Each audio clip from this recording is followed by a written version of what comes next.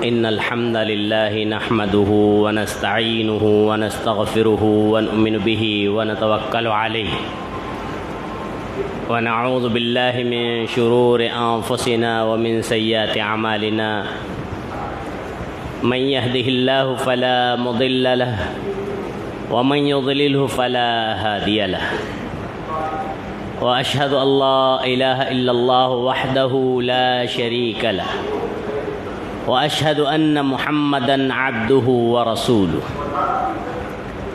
يا أيها الذين آمنوا اتقوا الله حق تقاته ولا تموتن إلا وأنتم مسلمون يا أيها الناس اتقوا ربكم الذي خلقكم من نفس واحدة وخلق منها زوجها وبث منهما رجالا كثيرا ونساء واتقوا الله الذي تساءلون به والأرحام إن الله كان عليكم رقيبا يا أيها الذين آمنوا اتقوا الله وقولوا قولا سديدا يصلح لكم أعمالكم ويغفر لكم ذنوبكم ومن يطع الله ورسوله فقد فاز فوزا عظيما أما بعد فإن خير الحديث كتاب الله وخير الهدي هدي محمد صلى الله عليه وسلم وشر الأمور محدثاتها وكل محدثة بدعة وكل بدعة ضلالة وكل ضلالة في النار. أعوذ بالله السميع العليم من الشيطان الرجيم من همزه ونفخه ونفسه. بسم الله الرحمن الرحيم. ومن الناس من يتخذ من دون الله أندادا يحبونهم كحب الله والذين آمنوا أشد حبا لله. وقال تعالى بسم الله الرحمن الرحيم قل إن كنتم تحبون الله فاتبعوني يحببكم الله ويغفر لكم ذنوبكم والله غفور رحيم. وقال تعالى بسم الله الرحمن الرحيم النبي أولى بالمؤمنين من أنفسهم. وجاء في الحديث عن عبد الله بن مسعود رضي الله عنه قال قال رسول الله صلى الله عليه وسلم من مات وهو يدعو من دون الله ندا دخل النار. رواه البخاري في كتاب التفسير في باب إن الذين يدعون من دون الله. وجاء في الحديث قال نبينا عليه الصلاة والسلام ثلاث من كن فيه وجد حلاوة الإيمان أن يكون الله ورسوله أحب إليه مما سواهما وأن يحب المرء لا يحبه إلا لله وأن يكره أن يعود في الكفر بعد إذ أنقذه الله منه كما يكره أن يلقى في النار. رواہ الترمذی او کما قال علیہ الصلاۃ والسلام. حاضرین جمعہ، نوجوان دوستو، بزرگان دین، خواتین ملت، پردہ نشین ماؤں بہنوں، دیگر معزز حاضرین و سامعین جمعہ،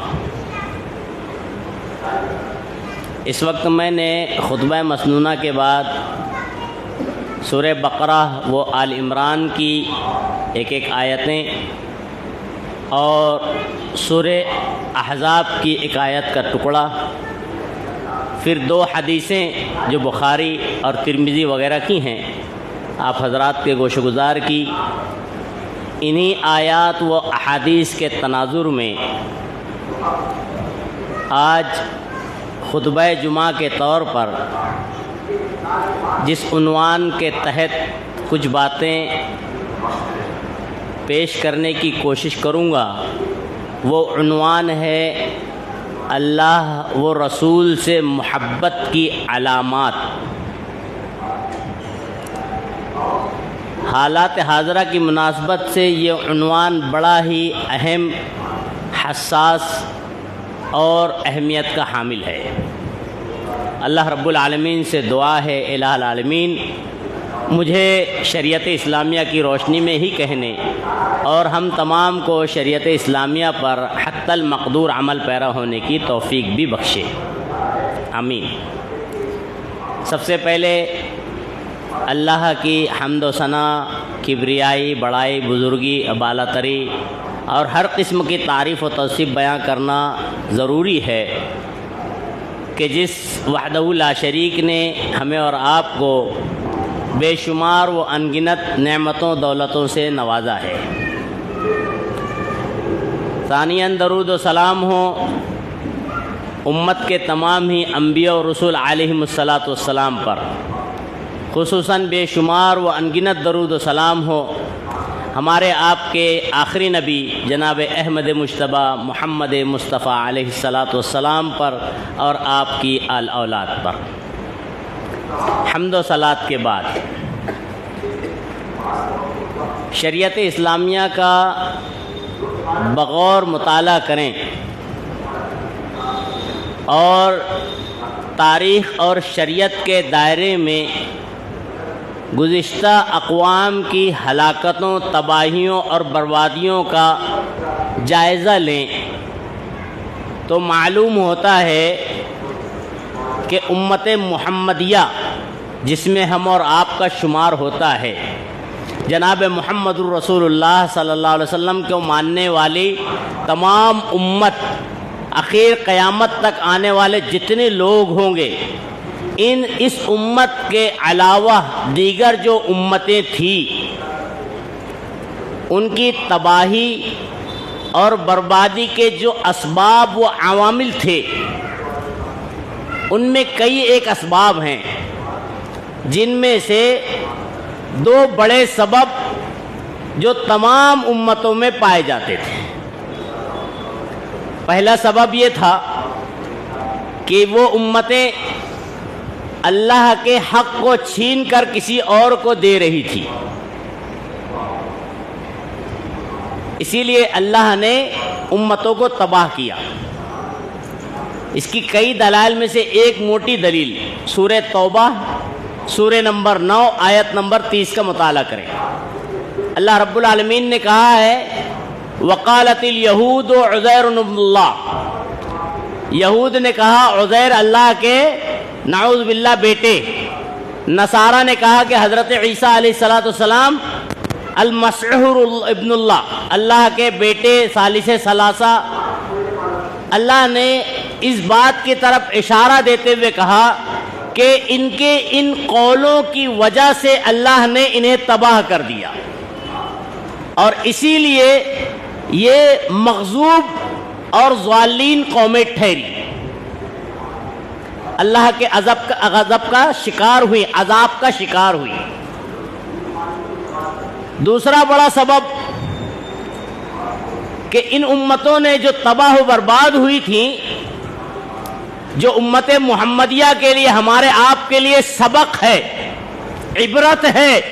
اللہ نے قرآن میں 12 مقامات پر اور شریعت میں جناب محمد رسول اللہ صلی اللہ علیہ وسلم نے 12 مقامات پر اس کی طرف اشارہ دیا ہے کہ یہ تباہ شدہ امتیں، یہ ہلاک شدہ قومیں امت محمدیہ کے لیے، کلمہ گو مسلمان کے لیے، چاہے کسی بھی مکتبہ فکر کا ہو، اس کے لیے عبرت ہے، نصیحت ہے۔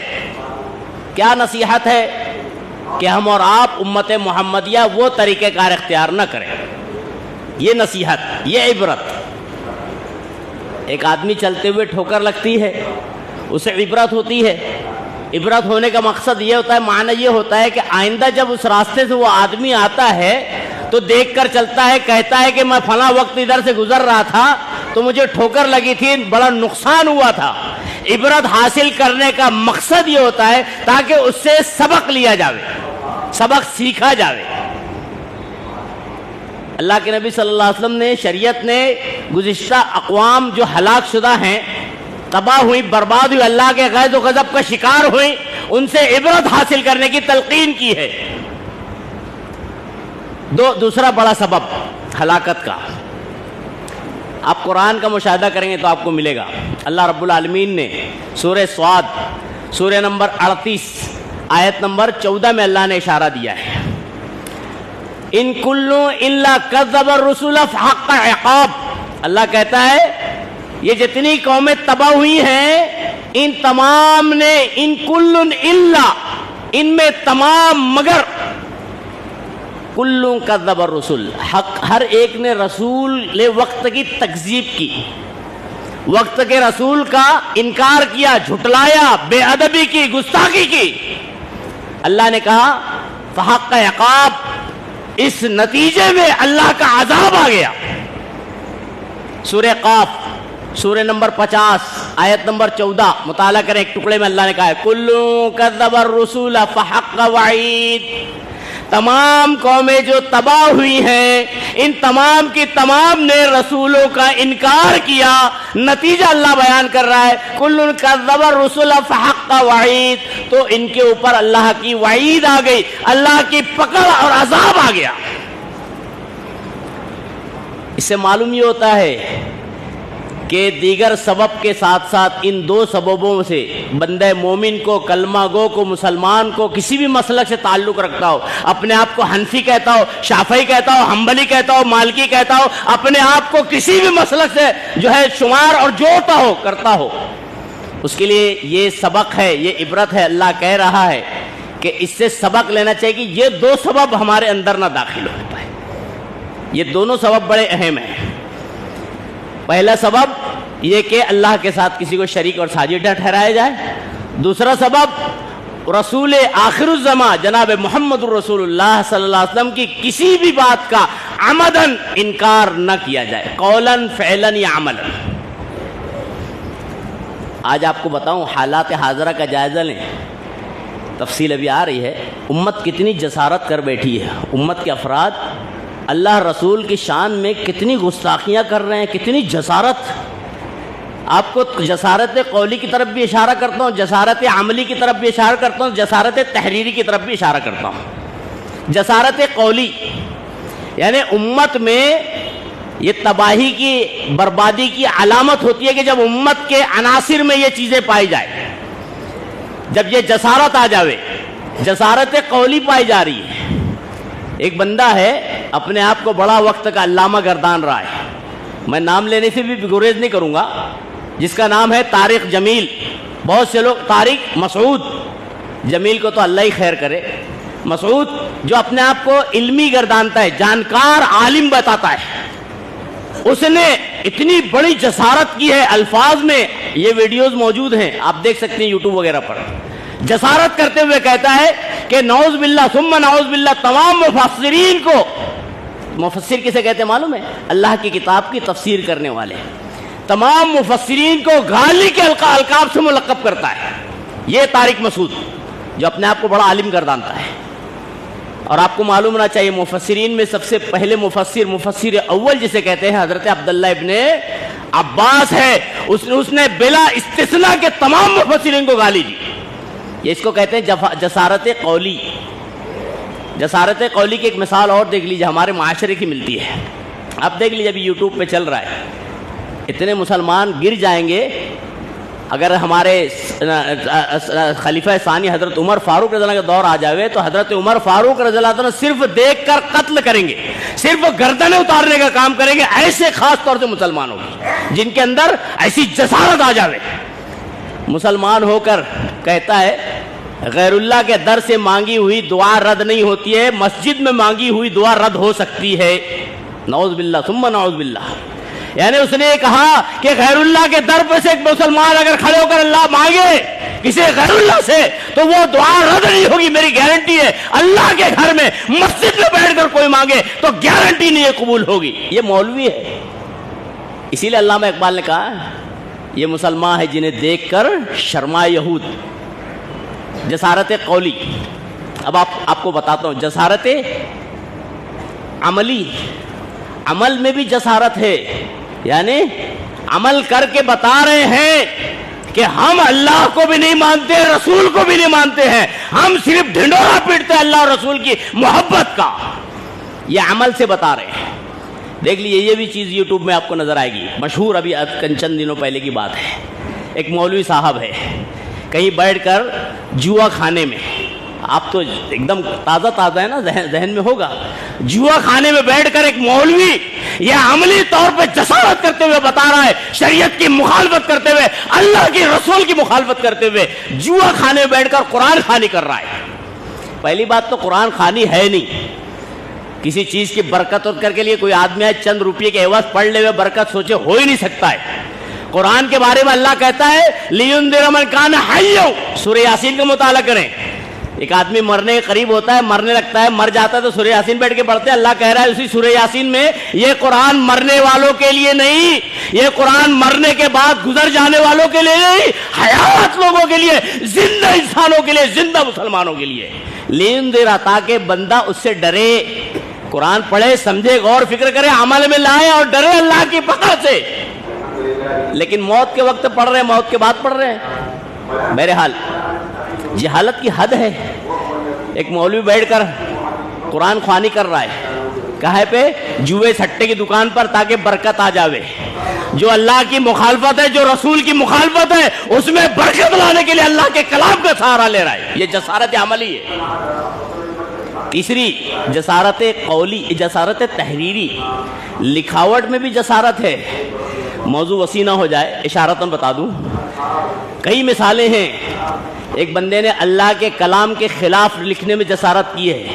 اللہ قرآن میں کہتا ہے حولین کاملین لمن اراد ان یتم الرضاعہ، اگر کوئی ماں اپنے بچے کی شیر خواری کی مدت پوری کرنا چاہے، اللہ کہتا ہے 2 سال، مولوی لکھتا ہے 2.5 سال. یہ جسارت نہیں تو اور کیا ہے؟ اور یہی نہیں، جسارت تحریری کی ایک مثال آپ کو بتاتا ہوں. آپ اگر پڑھیں گے فقہی کتابیں تو فقہی کتابوں میں سے آپ کو ملے گا، خاص طور سے فقہی کتابیں، تفسیر پہ کتاب لکھی گئی، اس میں لکھا ہوا ہے، مولوی لکھتا ہے کل آیت یخالف قول امامنا استغفر اللہ ثم استغفر اللہ. اتنی بڑی جسارت، کہتا ہے کہ ہر وہ آیت جو ہمارے امام کے مخالف ہو اس کو یا تو منسوخ مانا جائے گا، یا تو اس کی تعویل کی جائے گی، یا تو اس کو اس طرح سے مانا دیا جائے گا کہ ہمارے امام کی بات کے موافق ہو جائے. نعوذ باللہ ثم نعوذ باللہ. یہ مسلمانوں کی حرکات ہیں. لکھا ہوا ہے، اپنے آپ کو حنفی المسلک کہنے کے بعد اس بات کو سنے، سمجھے اور اس پر غور کریں کہ ان کے علماء نے کتابوں میں لکھ مارا ہے کہ وہ باتیں ہی تسلیم کی جائے جو ہمارے امام کے موافق ہو. باقی پھر آیت مخالف ہو، حدیث رسول اللہ صلی اللہ علیہ وسلم مخالف ہو، اس کی کوئی پرواہ نہیں، کوئی لین دین نہیں. اور ہے بھی عملاً، لوگوں نے عملی طور پہ بتایا بھی ہے، صرف لکھا نہیں ہے، عمل کر کے امت بتا رہی ہے کہ ہمیں اللہ سے بھی محبت نہیں ہے، رسول سے بھی کوئی تقاضا نہیں ہے. صرف کلمہ پڑھ لینے سے ایمان نہیں آتا ہے، کلمے کے حساب سے زندگی گزارنے سے ایمان ہوتا ہے. ایک مثال دیتا ہوں.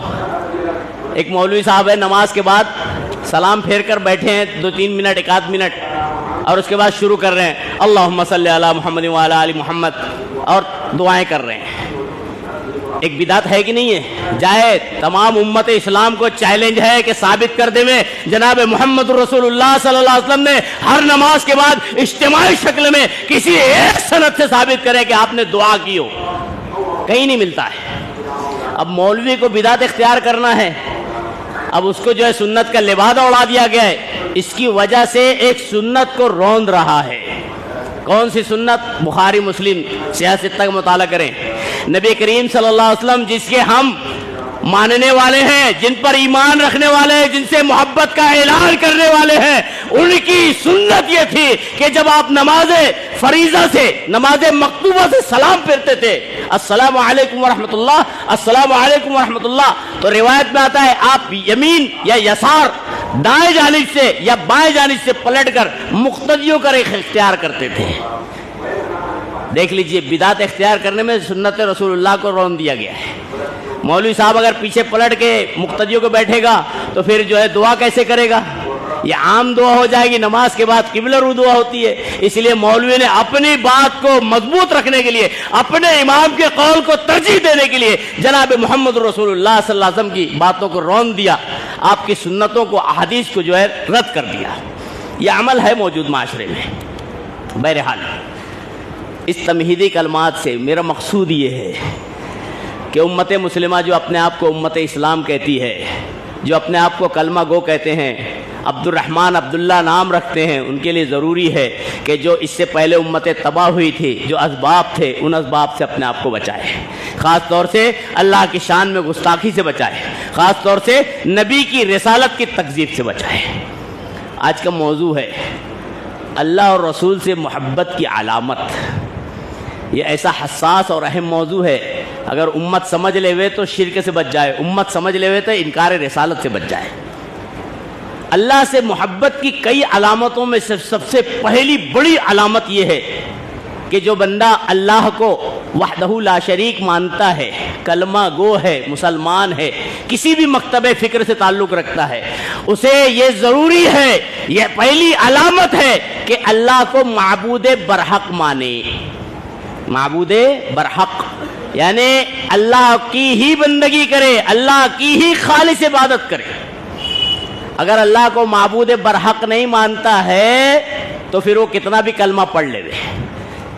اس کی مثال اللہ قرآن میں دیتا ہے، اللہ رب العالمین کہتا ہے وَمَا أُمِرُوا إِلَّا لِيَعْبُدُوا اللَّهَ مُخْلِصِينَ لَهُ الدِّينَ۔ سورہ بینہ کا مطالعہ کریں، 98 نمبر سورہ، 5ویں نمبر آیت۔ اللہ کہتا ہے تمام امتوں کو، خاص طور سے امت محمدیہ کو، اللہ کے ماننے والوں کو، اپنے آپ کو مسلمان کہنے والوں کو اللہ نے یہ حکم دیا ہے کہ خالص اللہ کی بندگی کریں، اللہ کے ساتھ کسی کو داتا، شریک، ساجھی، پارٹنر بالکل نہ بنائیں، ورنہ کیا ہوگا؟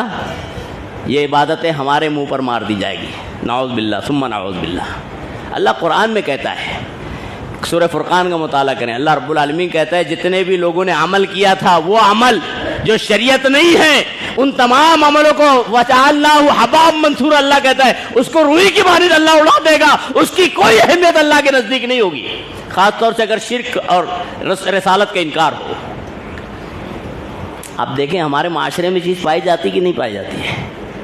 وہی تو معاملہ ہے جو مشرکین مکہ کا تھا۔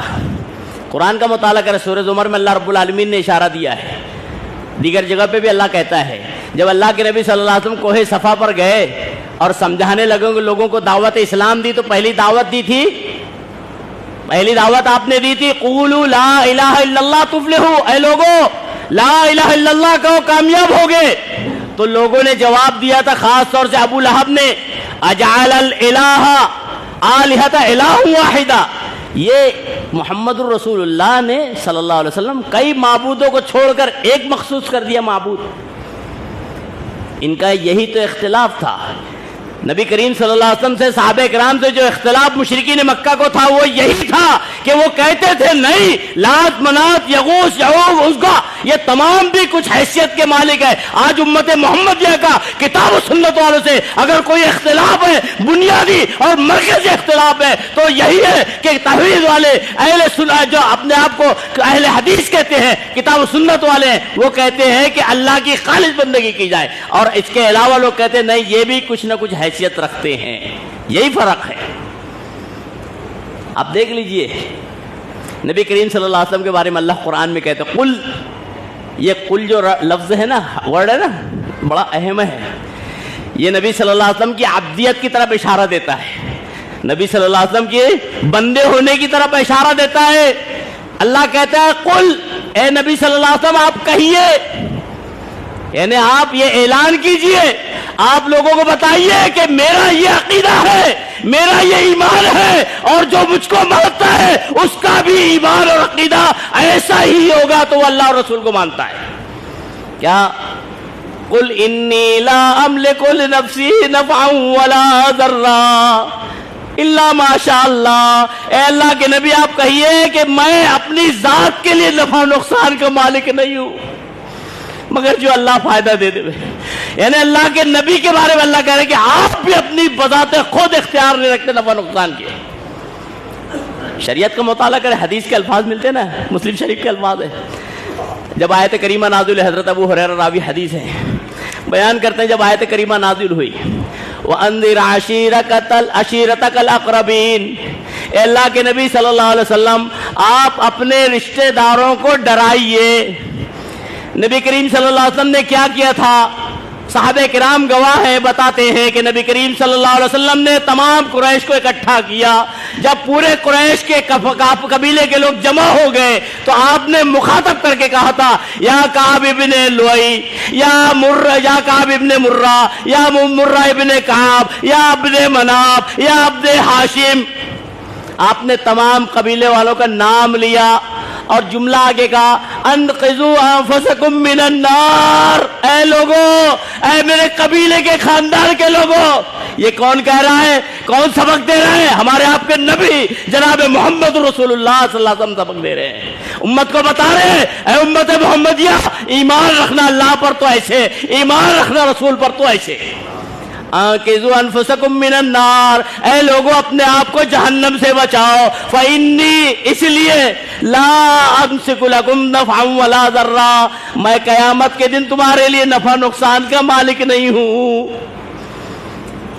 اور آپ نے خاندان کے ساتھ ساتھ معلوم ہے اپنے لخت جگر حضرت فاطمہ بنت محمد صلی اللہ علیہ وسلم رضی اللہ عنہا کو مخاطب کرتے ہوئے کہا تھا، یا فاطمہ بنت محمد، اے میری بچی، اے میری لخت جگر، انقذی نفسک من النار، اپنے آپ کو جہنم سے بچا.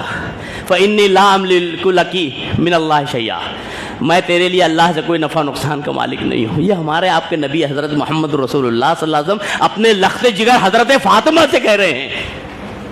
اشارہ کیا ملتا ہے کہ بندہ جب بندگی اللہ کی کرے، اللہ پر ایمان رکھے، تو اللہ کو معبود برحق جانے، اللہ کی ذات میں کسی کو شاجی اور شریک نہ ٹھہرائے. داتا اللہ، حاجت روا اللہ، مشکل کشا اللہ، مشکل فریاد رس اللہ، لوگوں کی مشکلات دور کرنے والا اللہ، دنیا میں بھی اللہ، آخرت میں بھی اللہ، اللہ کے ساتھ کوئی اور عبادت میں شریک نہیں. پھر اگر ایک مولوی نما آدمی کہے کہ فلاں غوث اور فلاں یہ اور فلاں وہ، تو پھر اس کا ایمان اللہ پر بچتا ہے، رسول پر بچتا ہے؟ نہیں بچتا ہے. جب وہ اللہ اور اس کے رسول پر ایمان نہیں رکھتا ہے تو پھر اپنے آپ کا لیبل لگا لے ہوئے علامہ مولانا اور فلاں، وہ مسلمان ہی نہیں ہے تو بعد میں علامہ مولانا بنے گا. پہلے ایمان لانا چاہیے اللہ اور اس کے رسول پر، توبہ کرنا چاہیے. بہرحال اللہ کی جو محبت ہے اس کی پہلی علامت اللہ کو معبود برحق کردانا جائے. دوسری اور بڑی علامت، وقت مختصر ہے، اللہ کی ذات میں کسی کو شریک اور ساجی نہ ٹھہرایا جائے. یہ پارٹنرشپ بھی اللہ کی ذات میں جو ہے نا اتنی شدید اور خطرناک اور اتنا خطرناک گناہ ہے. آپ اس کا جائزہ سورہ انعام کی آیتوں سے لے سکتے ہیں. اللہ رب العالمین نے سورہ انعام میں آیت نمبر 62 میں، آیت نمبر 88 میں اللہ رب العالمین نے 18 انبیاء کا تذکرہ کیا، 18، اور اس کے بعد کہتے ہوئے اللہ کہتا ہے وَلَوْ أَشْرَكُوا، اگر ان انبیاء نے بھی اللہ کی ذات میں کسی کو پارٹنر، شریک، ساجی کرتا دھرتا شمار کیا تو اللہ کہتا ہے لَحَبِطُ مَا كَانُوا يَعْمَلُونَ، لَحَبِطَ عَنْهُمْ مَا كَانُوا يَعْمَلُونَ. جو لوگ کر رہے ہیں نا عبادتیں، عمل، نبی کا جو پروانہ ملا ہے، رسول کا جو پروانہ ملا ہے، اللہ کہتا ہے سب ضائع ہو جائے گا، سب زائل ہو جائے گا، سب عمل ضائع ہو رہا، اکارت ہو جائے گا. اور یہی نہیں، سورہ زمر کا مطالعہ کریں. اللہ رب العالمین نے سورہ زمر 39 میں جناب محمد رسول اللہ صلی اللہ علیہ وسلم، جو اللہ رب العالمین کے محبوب، جو اللہ کے نبی صلی اللہ علیہ وسلم، جو اللہ کے پسندیدہ، اللہ رب العالمین نے انہیں اتنی زیادہ صفات، اتنی زیادہ خوبیاں، اتنے زیادہ درجات دیے کہ کسی نبی کو نہیں دیا. اللہ کے نبی کو مقام محمود ملا، شافی کوثر ہیں، شافی محشر ہیں، ساقی کوثر ہیں، بہت سی خوبیاں. امت محمدیہ سب سے آخر امت، جنت میں داخل ہونے والی پہلی امت، یہ امت محمدیہ کی اور جناب محمد رسول اللہ کی فضیلت ہے. اتنی فضیلت کے باوجود بھی اللہ رب العالمین اپنے نبی سے مخاطب ہو کے کہتا ہے وَلَقَدْ أُوحِيَ إِلَيْكَ وَإِلَى الَّذِينَ مِن قَبْلِكَ، اے نبی صلی اللہ علیہ وسلم، آپ کی طرف اور اس سے پہلے نبیوں کی طرف یہ وحی بھیجی گئی ہے. کیا وحی بھیجی گئی ہے؟ لَإِنْ أَشْرَكْتَ لَيَحْبِطَنَّ عَمَلُكَ، اگر اے نبی صلی اللہ علیہ وسلم آپ نے بھی اللہ کی ذات میں کسی کو شاجی، شریک، ہمسر اور ہم نوا بنایا، ٹھہرایا، اللہ رب العالمین کہتا ہے تمہارے عمل بھی ضائع ہو سکتے ہیں. وَلَتَكُونَنَّ مِنَ الْخَاسِرِينَ، اس کے بعد آپ خسارہ اٹھانے والے میں ہو جاؤ گے. جب شرک کی وجہ سے انبیاء خسارہ اٹھا سکتے ہیں، جب شرک کی وجہ سے نبی آخر الزماں جن کی اتنی فضیلتیں وہ خسارہ اٹھا سکتے ہیں، تو اگر امت میں شرک پھیلے گا تو کیا امت خسارہ نہیں اٹھائے گی؟ ہم جیسے گنہگاروں میں اگر شرک آ جائے تو کیا ہمیں نقصان نہیں ہوگا؟ بالکل ہوگا، اور اتنا نقصان ہوگا، اتنا شدید نقصان ہوگا کہ اللہ کے نبی صلی اللہ علیہ وسلم کی ایک حدیث سنیے. حضرت عبداللہ ابن مسعود رضی اللہ عنہ راوی حدیث ہیں، بیان کرتے ہیں کہ نبی کریم صلی اللہ علیہ وسلم نے فرمایا من مات وهو يدعو من دون اللہ ندا، کسی آدمی کا، کسی انسان کا، کسی مسلمان کا ایسی حالت میں انتقال ہو گیا کہ اللہ کے علاوہ کسی اور کو ند پکارتا تھا، یعنی کیسا؟ ان میں بھی کچھ دینے کی طاقت ہے، یہ بھی مدد کرتے ہیں، یہ بھی مشکل سے ہٹاتے ہیں، یہ بھی پریشانی دور کر دیتے ہیں، یہ بھی حاجت روا ہے، یہ بھی فریاد رس ہیں۔ اگر ایسا عقیدہ کسی مسلمان میں تھا اور مر گیا، چاہے پھر وہ اللہ کا ولی کتنا بڑا ہو۔ ایک نکتہ بتا دوں، اللہ رب العالمین نے، بعض لوگ بارہا کہتے ہیں ان اولیاء اللہ لا خوف علیہم ولا هم يحزنون، قرآن کی آیت ہے، انکار نہیں ہے، اللہ کے ولیوں پر کوئی خوف اور غم نہیں ہے۔ بالکل حق ہے، جو اللہ کا ولی ہوگا، گزر چکا یا گزر رہا ہے یا جو گزرے گا، اللہ کہتا ہے لا خوف علیہم ولا هم يحزنون، ان پر کوئی غم نہیں ہوگا، قیامت کے دن غمگین نہیں ہوں گے، کوئی حسرت نہیں ہوگی۔ یہ تو وہ ہے جنہیں اللہ نے ولی بنایا ہے، اور جسے انسانوں نے ولی بنایا ان کے ولی ہونے کی گارنٹی کوئی انسان دے سکتا ہے؟ کتنے بھی بڑے وقت کو ولی ہو سکتا ہے کہ ولی ہیں، کوئی دے سکتا ہے گارنٹی شریعت کے دائرے میں کہ یہ اللہ کے ولی ہے، یہ جنتی ہے، یہ جنت میں پہنچنے والے ہیں؟ ایک گارنٹی لا دے کوئی، ایک گارنٹی نہیں ہے۔ اللہ کے ولی جو ہے، اللہ نے جنہیں ولی بنایا اس کا انکار نہیں ہے، انسانوں نے جنہیں ولی بنایا ہے، چاہے کتنی پائے کے ولی کیوں نہ ہو، اس کی گارنٹی لا کے دے کہ ہاں یہ جنتی ہے، یہ اللہ کے ولی ہیں، کوئی ثبوت نہیں دے سکتا ہے، پہلی بات۔ پھر سورہ عنکبوت کا مطالعہ کریں، اللہ رب العالمین نے جو ولی معاشرے کے اندر موجود ہے نا، اللہ نے اس کی بھی نفی کی ہے۔ ان الذین تدعون من دونہ اولیاء، اللہ کہتا ہے اللہ کے علاوہ جس کو تم ند کے طور پہ ولی کو پکارتے ہو، اللہ نے یہاں پہ ولی کا تذکرہ کیا ہے، جن ولیوں کو تم پکارتے ہو۔ بعض لوگ یہاں کہتے ہیں کہ یہ کفروں کا معاملہ ہے، یہ شرکیہ معاملہ نہیں ہے، بلکہ یہ ایک اہل کفر سے مخاطب اللہ۔ اب آپ تھوڑا غور کر سکتے ہیں، سنجیدگی سے جائزہ لے سکتے ہیں اس آیت پر، اپنا بھی امت کا بھی۔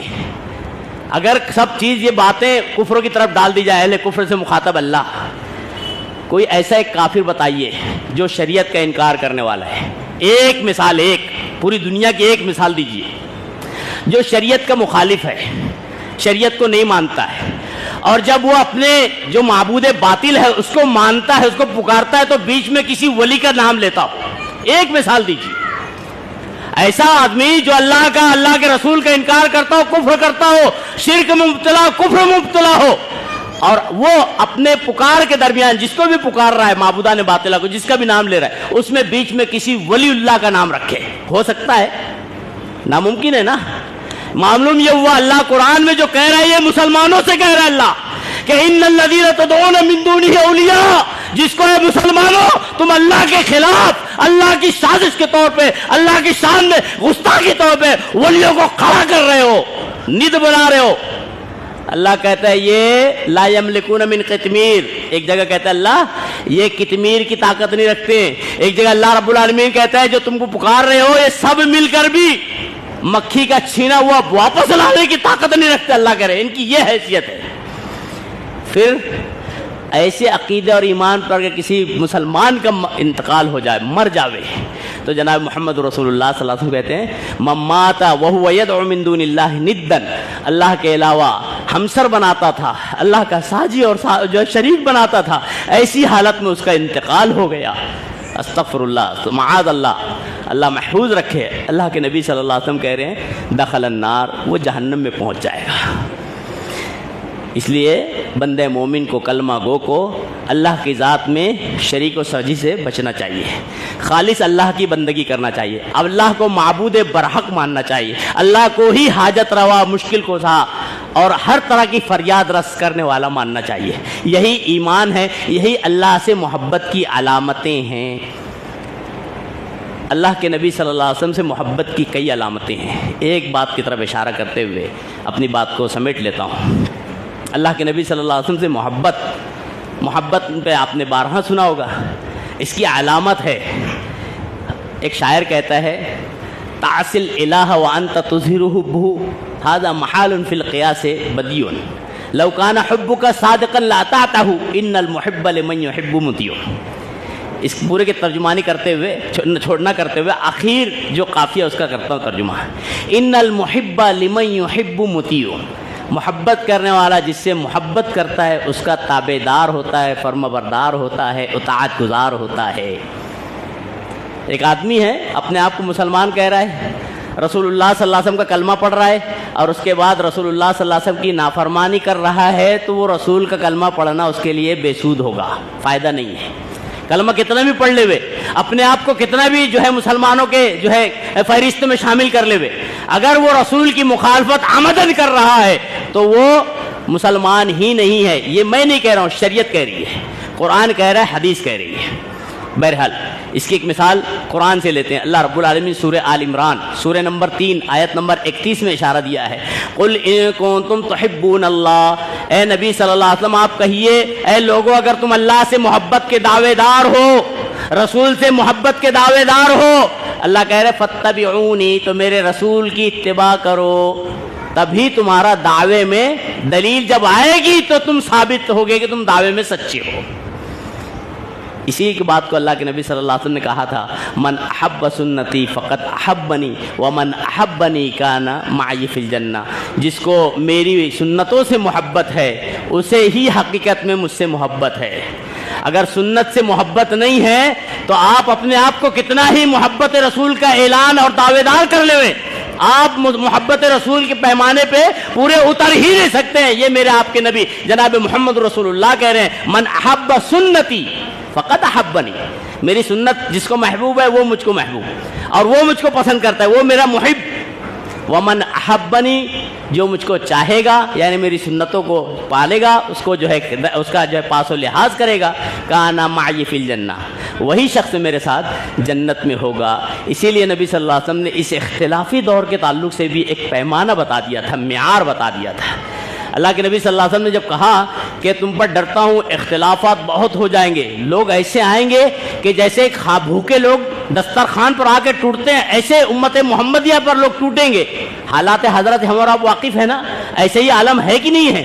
ایسے وقت میں اللہ کے نبی صلی اللہ علیہ وسلم نے کہا تھا، جب صحابہ کرام نے سوال کیا تھا تعجب میں، اللہ کے نبی صلی اللہ علیہ وسلم کیا اس وقت امت محمدیہ کم ہوگی، کلمہ گو مسلمان کم ہوں گے؟ تو نبی کریم صلی اللہ علیہ وسلم نے کہا تھا نہیں، وَلَكِنَّكُمْ كَثِيرٌ، تم بہت ہوں گے. وَلَكِنَّكُمْ كَغُصَاءِ السَّيْلِ، تمہاری مثال سمندر کے جھاگ کی مانند ہوں گی.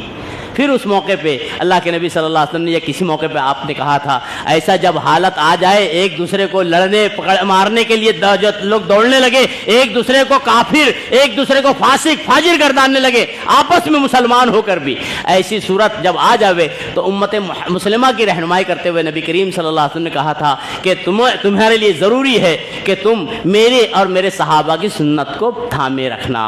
اور اس کے بعد آپ نے جو فارمولہ دیا تھا، آج کوئی ہے تو حنفی ہونے کے بارے میں لڑ رہا ہے، میں حنفی ہوں، حنفی کے لیے لڑ رہا ہے، کوئی شافعی کے لیے لڑ رہا ہے، کوئی مالکی کے لیے لڑ رہا ہے، کوئی فلاں کے لیے لڑ رہا ہے اور اس کے لیے جان دے رہا ہے اور پوری قوت صرف کر رہا ہے. جناب محمد رسول اللہ صلی اللہ علیہ وسلم نے ان ناموں کو تخصیص نہیں کیا تھا. ما انا علیہ و اصحابی کا آپ نے معیار بتایا تھا. وہ لوگ کامیاب ہوں گے جن کا معیار میرے اور میرے صحابہ کے مانند ہوگا. معلوم یہ ہوتا ہے کہ کامیاب مسلمان وہ ہے جو اپنا معیار زندگی شریعت کے معاملے میں، دنیا کے معاملے میں اپنے رسول کو بنا لے اور اپنے رسول کے صحابہ، ہمارے آپ کے صحابہ کرام کو بنا لے، وہی حقیقی معنوں میں کامیاب اور کامران ہوگا. اسی کو اللہ رب العالمین نے کامیاب اور کامران گردانا ہے. اور اس کی تفصیل بھی انشاءاللہ اور بھی باقی ہے، موقع سے انشاءاللہ رکھی جائے گی. اللہ رب العالمین سے ساتھ ہی دعا کرتے ہیں الہ العالمین ہمیں کہنے سننے سے زیادہ عمل کی توفیق عطا فرما دے. ہمارے معاشرے میں، مسلم معاشرے میں اللہ کے ساتھ شرک، اللہ کے ساتھ پارٹنرشپ عام ہو گئی ہے.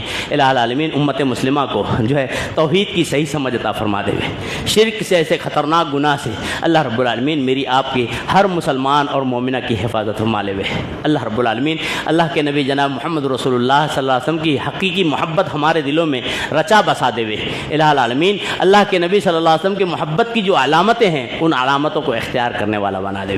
اللہ رب رب العالمین مسلمانان عالم پریشانی سے دوچار ہیں، اللہ رب العالمین مسلمانان عالم کی پریشانی کو دور فرما دے وے، خصوصاً اہل فلسطین و غزہ جو ہے پریشانی سے دوچار ہیں، اللہ رب العالمین اہل فلسطین و غزہ کی امداد اور نصرت عطا فرما دے وے، اللہ رب العالمین ہم میں بھی جو پریشانی سے دوچار ہو الہ العالمین اس کی پریشانی کو بھی دور فرما دے وے۔ ایسے کوئی والدین ہیں جو اپنی اولاد کے لیے رشتے کے تعلق سے پریشانی سے دوچار ہوں، الہ العالمین ان کی اولاد کے لیے بہتر سے بہتر رشتہ استوار فرما دے وے۔ کوئی ایسے ہوں جو رزق حلال کے لیے پریشانی سے دوچار ہوں، الہ العالمین ان کے رزق حلال میں کشادگی اور برکت عطا فرما دے وے۔ کوئی ایسے ہوں جو بیمار ہوں، اللہ رب العالمین انہیں شفائے کاملہ عاجلہ نصیب عطا فرما دے وے۔ اللہ رب العالمین اگر ہمارے درمیان کوئی بیماری عام ہو، کوئی وائرس چل رہا ہو، اس وائرس اور بیماری سے میری آپ کی اور امت محمدیہ کی حفاظت فرما لے وے۔ اللہ رب العالمین جب تک ہمیں اس دنیا میں رکھے حقیقی دین اور ایمان پر قائم اور دائم رکھیں، الہ العالمین میرا آپ کا ہر مومن کا خاتمہ بھی حقیقی ایمان اور اسلام پر ہی فرما دے وے۔ آمین۔ اقول قولی ھذا واستغفر اللہ لی ولکم ولسائر المسلمین انہ تعالی جواد کرم بر الرؤوف الرحیم فاستغفروہ انہ هو الغفور الرحیم۔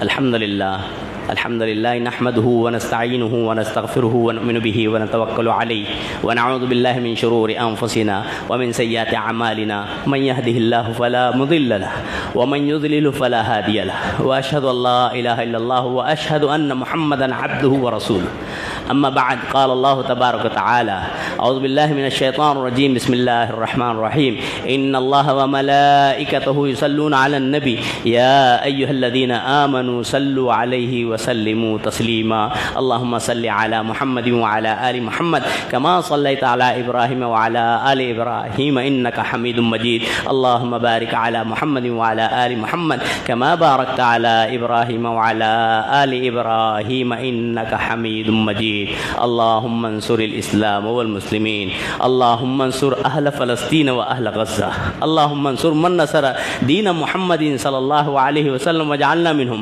واخذل من خذل عن دين محمد صلى الله عليه وسلم ولا تجعلنا منهم آمين۔ عباد الله رحمني ورحمكم الله إن الله يأمر بالعدل والإحسان وإيتاء ذي القربى وينهى عن الفحشاء والمنكر والبغي يعظكم لعلكم تذكرون اذكروا الله يذكركم وادعوه يستجب لكم ولذكر الله تعالى أعلى وأولى وأجل وأتم۔